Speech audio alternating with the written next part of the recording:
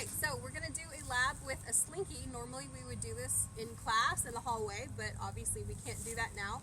So you get to see my lovely children helping me out and helping you guys out to see what happens when you wiggle a Slinky.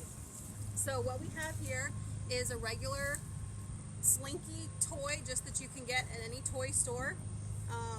You can get plastic versions at the dollar store. You can get tiny small versions and party packs and things like that. So you can really do this lab with anything. It doesn't even have to be a Slinky. You can do it with a piece of thick rope or a garden hose or anything that will kind of hold its shape when you wiggle it. So what we're going to do here is we're going to stretch the Slinky out to a specific length. So Ian, pick what length you're going to stretch it to. You can hit right here at 1.4 meters. 1.4. All right. So we're going to stretch this out. I've marked on our table here just so that it's a little bit quicker to measure. I've marked every 20 centimeters. And so Ian is stretching the Slinky out to 1.4 meters. So in your data chart here, the very first line says length of Slinky. It's going to be the same for all three scenarios. So go ahead and put 1.4 meters in all three of those boxes. And I will do that now as well.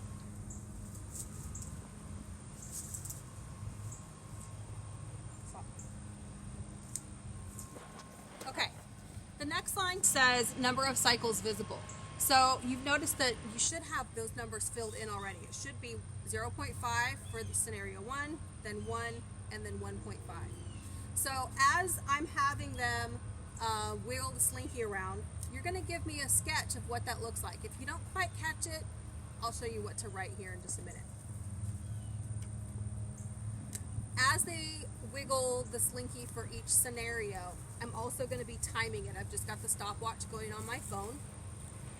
And we're going to, once he gets into a nice steady rhythm of movement in the Slinky, I'm going to time 10 oscillations or 10 cycles. So I'll show you everything that we do as we get it measured. All right, go ahead and remember you want to do the one pump.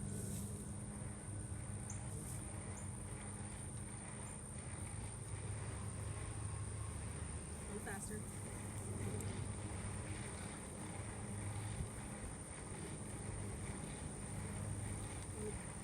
Same speed, but a little bigger. Whoa! Whoa, not that big.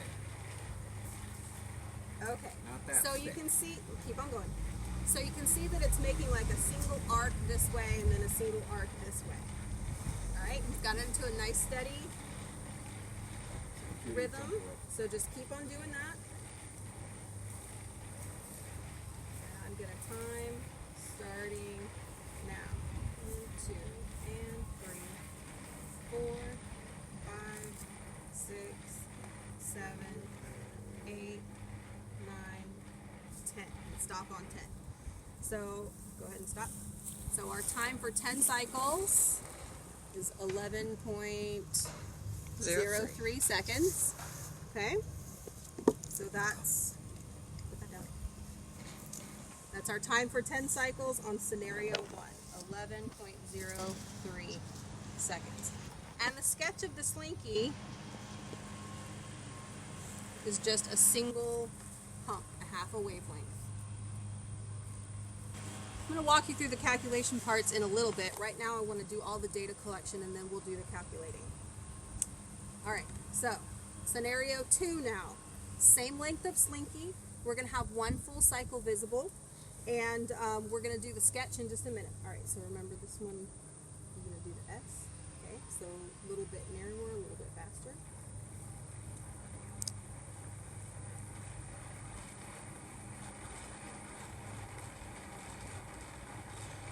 Beautiful. Keep it up just like that.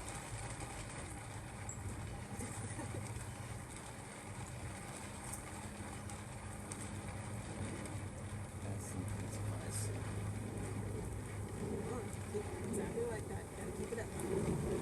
You can do it, child. Alright, so I'm gonna start timing now. 1, 2, 3, 4, 5, 6, 7, 8, 9. Okay, so in that scenario, I know it's not perfect, but you do what you can. In that scenario, our time for 10 cycles is 5.85 seconds, if you can see that. So we'll write that down. Time for 10 cycles, 5.85 seconds. And over here for the sketch of a Slinky, it was kind of like this, where it made like an S curve. Come back in here. It made sort of like an S curve, where it had one up and one down. Okay.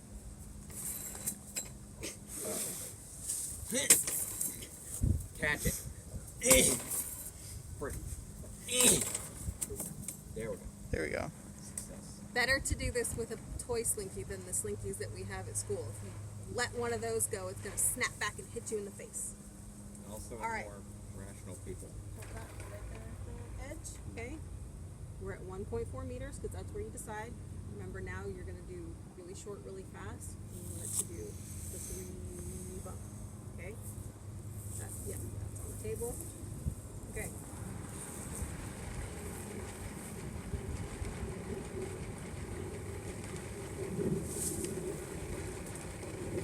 Keep on going. Keep on going. Keep on going. Just like that. Don't stop. Okay, I'm going to start timing now.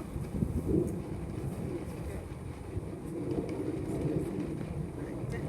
Woo! Okay, so in that case, for 10 cycles, 3.23 seconds. So we're going to write that. I got it. 3.23 seconds. And the sketch of our Slinky, we had one up, one down, and one up. Okay? So a half a cycle, a full cycle, and 1.5 cycles visible. All right, so now we know that we're going to be filling in our wave speed. Okay, that's the last. We know that in order to get the speed, we need the frequency and we need the wavelength. You guys can, don't snap it, but you can let it go if you want. And Please. release. All right, come on in here. Release it. Look at this for me. I said release it. Hey, sorry. All right, so in order to find the length of a wavelength, okay, if the Slinky is 1.4 meters long and the entire stretched out Slinky is only showing half of a wavelength, okay, we know we're going to take our wavelength, or our length of our Slinky, and divide it by how many wavelengths are showing. So when you do that on your calculator, you get 1.4 meters divided by half gives us 2.8. Okay, so half of our wavelength, the other half would be the same length as that first part. So wavelength 2.8 meters. Same deal here. We take our length of our Slinky divided by how many wavelengths or how many cycles we see. Okay. The entire length of the Slinky is 1.4 meters, so 1.4 meters. The next one, length of our Slinky divided by 1.5 cycles. Okay, up, down, and up. The whole thing is 1.4 meters, but a wavelength is only this much of it. So our number should be smaller than 1.4. 1.4 divided by 1.5. We're going to round that off to 2 decimal place. 0.93. We're going to round it. So 0.93 meters. All right. So there's our first variable that we need to calculate the wave speed. Second variable we need is frequency. Frequency is in hertz. It's how many cycles per second. So right here in the label it's 10 cycles. So we know it's going to be 10 cycles divided by how many seconds? Divided by 11.03 seconds. And when you put that in the calculator, our frequency, and again we're going to round it to 2 decimal places is 0.91 hertz. Okay, same thing here. 10 cycles divided by 5.85 seconds. Oh, look at that. Our frequency went up. The wave is occurring more often every second. So 1.7 hertz. Okay. And the last one, 10 cycles divided by 3.23 seconds gives us a frequency of 3.1 hertz. So now we've got our wavelength and we've got our frequency. You're going to use those variables and your wave speed equation. Speed is equal to frequency times wavelength to get your answer for the three scenarios. Once you've completed all of that, you're going to click on the link to go into the Slinky Lab quiz.